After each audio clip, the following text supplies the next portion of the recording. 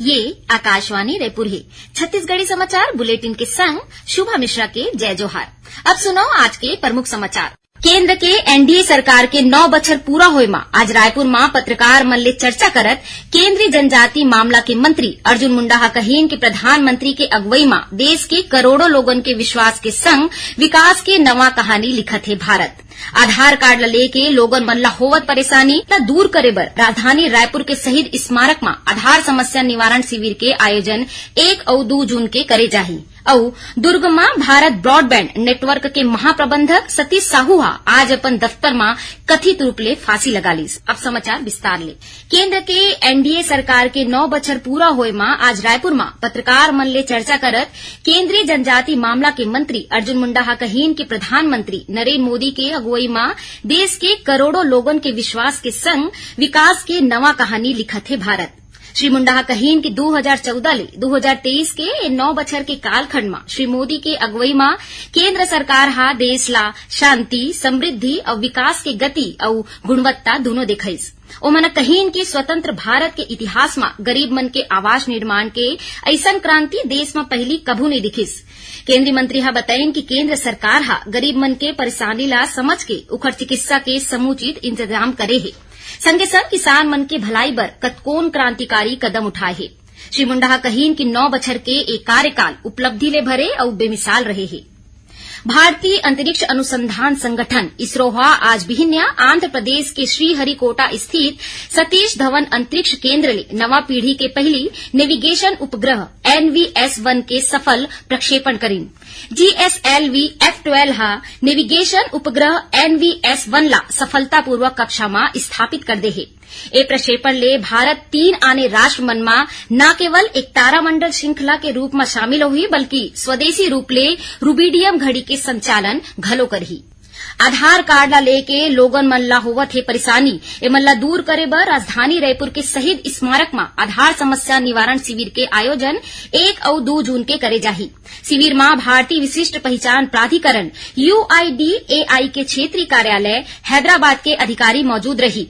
शिविर में बिहिनिया 10 बजे ले संझा 5 बजे तक लोगन के आधार ले जुड़े समस्या के निवारण करे जाही। संगे संग एक घलो देखे जाही कि आधार में अपडेशन या जाने माने जानकारी मन ला बदले में दिक्कत आवत है जेला सुधारे के कोशिश घलो करे जाही। भारतीय जनता पार्टी डाहर ले चलाए जात चलबो गौठान खेलबो पौल अभियान के तहत पूर्व मुख्यमंत्री डॉक्टर रमन सिंह कार्यकर्ता मन के संग राजनांदगांव जिला के मुड़ीपार, नवागांव और ईरा गांव में गौठान के निरीक्षण करीन। डॉक्टर सिंह बताइन कि ग्रामीण मन ले जानकारी मिले रही कि गौठान में ना तो गोबर के खरीदी होवत है और न ही खाद बनाए जाते। यही बीच युवा कांग्रेस मेरा गौठान मेरा अभिमान कार्यक्रम के शुरुआत राजनांदगांव विधानसभा क्षेत्र के ग्राम अंजोरा ले करीन। युवा कांग्रेस अध्यक्ष गुरभेज सिंह माखीजा के नेतृत्व में कार्यकर्ता मन गोबर खरीदी के संबंध में गौठान समिति के सदस्य मन ले जानकारी लीन। सदस्य मन बताएं कि गौठान में गोबर ले वर्मी कंपोस्ट खाद बनाए के काम चलत है। एखर ले महिला मन ला रोजगार घलो मिलही।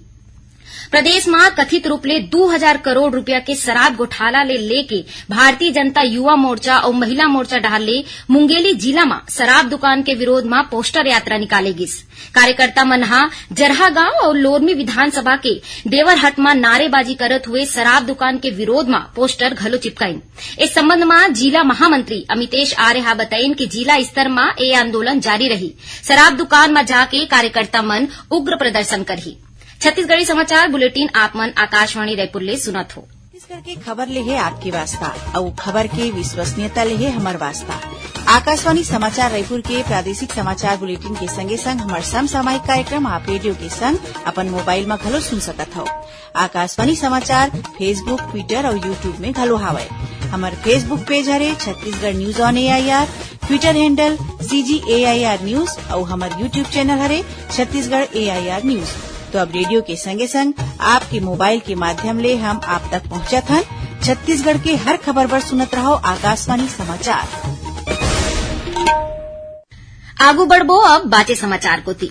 दुर्ग में भारत ब्रॉडबैंड नेटवर्क के महाप्रबंधक सतीश साहू आज अपन दफ्तर में कथित रूप ले फांसी लगा ली। घटना के खबर मिलत ही मोहन नगर थाना के पुलिस मौका में पहुंची नौ मामला के जांच शुरू कर दिन। जानवा के मुताबिक ओमन रायपुर बीएसएनएल में पदस्थ रही ओहा रविवार के संझाले घर निगे रही, जेकर बाद ओखर परिजन मन आज बिहनिया ओखर गुमशुदा होए के रिपोर्ट नेवई थाना में दर्ज कराए रही। उन्हें कोंडागांव जिला के परिवार न्यायालय में सुरक्षा गार्ड के रूप में पदस्थ पुलिस अधीक्षक जितेंद्र पटेल अपन राइफल ले खुदला गोली मार लिस। एसडीओपी निमितेश सिंह परिहार बताइन की घटना के जांच करे जात है। रायगढ़ में 1 जून ले शुरू होविया 3 दिवसीय राष्ट्रीय रामायण महोत्सव के तैयारी जोर शोर ले चलत है। ए महोत्सव में कंबोडिया और इंडोनेशिया के संग देश के 12 राज्य के रामायण मंडली रामायण के आने आने प्रसंग में आधारित प्रस्तुति देही। महोत्सव में रामायण के अरण्य कांड ऊपर नित्य नाटिका के विशेष प्रस्तुति होही।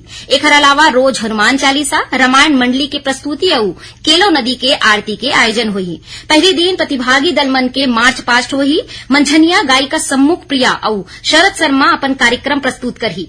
दूसर दिन प्रसिद्ध गायक बाबा रघुवंशी और भजन गायक लखवीर सिंह लखा के कार्यक्रम होही। आखिरी दिन मंझनिया 6 बजे केलो नदी तट में महाआरती और दीपदान के कार्यक्रम होही। एकर बाद कवि कुमार विश्वास राम कथा कही और प्रसिद्ध गायिका मैथिली ठाकुर के भजन प्रस्तुति होही।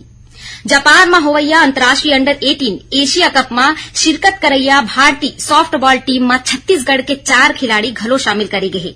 एमा बीजापुर के 3 खिलाड़ी राकेश कर्ती, सुशील कुड़ियम और त्रिलेश उद्दे घलो अपन दमखम दिखाही। ये तीनों खिलाड़ी जिला के आवापल्ली, भैरमगढ़ और मंगापेटा कुटरू के अंदरूनी इलाका के है। अंतर्राष्ट्रीय सॉफ्टबॉल एशिया कप 23 ले 26 जून तक जापान के कोची शहर में खेले जाही। ये खिलाड़ी मन के भारतीय टीम में चयन होए में मुख्यमंत्री भूपेश बघेल और मंत्री उमेश पटेल बधाई देहे। उन्हें रायपुर में खेले गए 10वां राज्य स्तरीय सीनियर किक बॉक्सिंग प्रतियोगिता में कबीरधाम जिला के खिलाड़ी मन के दबदबा रहीस। महिला और पुरुष वर्ग में खेले गए इस स्पर्धा में जिला के खिलाड़ी मन 8 पदक हासिल करे है। एमा नितेश चंदेल और छेदीलाल निषाद अपन अपन वर्ग में स्वर्ण पदक जीते है। ए प्रतियोगिता में राज्य के 14 जिला के खिलाड़ी मन भाग लीन। प्रतियोगिता के आयोजन kick boxing association of Chhattisgarh डहारले करेगी।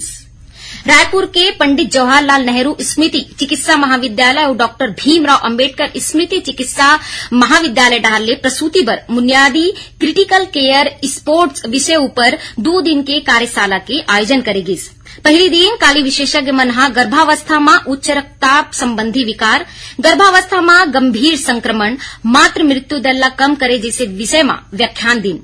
आयुष विश्वविद्यालय के कुलपति डॉक्टर ए के चंद्राकर कार्यशाला के शुभारंभ करीन। वरिष्ठ स्त्री रोग विशेषज्ञ डॉक्टर तृप्ति नागरिया अपन व्याख्यान में कहीन कि प्रसूति के दौरान होवैया रक्त स्त्राव मातृ मृत्यु दर के सबले जरूरी कारण है। अब थोड़कुन समाचार सार में।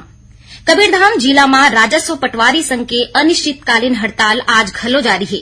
पटवारी संघ अपन 8 सूत्री मांग ला लेके कवर्धा में बाइक रैली निकाल के विधायक कार्यालय के आगू प्रदर्शन करीन और सुकमा जिला के कोंटा थाना क्षेत्र में माओवादी गतिविधि में शामिल रहे फरार 3 आरोपी मल्ला पुलिस गिरफ्तार कर ले है। आखिर में प्रमुख समाचार एक गांव फेर। केंद्र के एनडीए सरकार के 9 बछर पूरा होय में आज रायपुर में पत्रकार मन ले चर्चा करत केंद्रीय जनजाति मामला के मंत्री अर्जुन मुंडा कहीन कि प्रधानमंत्री के अगुवाई में देश के करोड़ों लोगन के विश्वास के संग विकास के नवा कहानी लिखत है भारत। आधार कार्ड ला लेके लोगन मन ला होवत है परेशानी ओमन ला दूर करे बर राजधानी रायपुर के शहीद स्मारक में आधार समस्या निवारण शिविर के आयोजन 1 और 2 जून के करे जाही। और दुर्ग में भारत ब्रॉडबैंड नेटवर्क के महाप्रबंधक सतीश साहू आज अपन दफ्तर में कथित रूप ले फांसी लगा लीस। एक संग छत्तीसगढ़ी समाचार बुलेटिन इही सिरावत है। जय जोहार।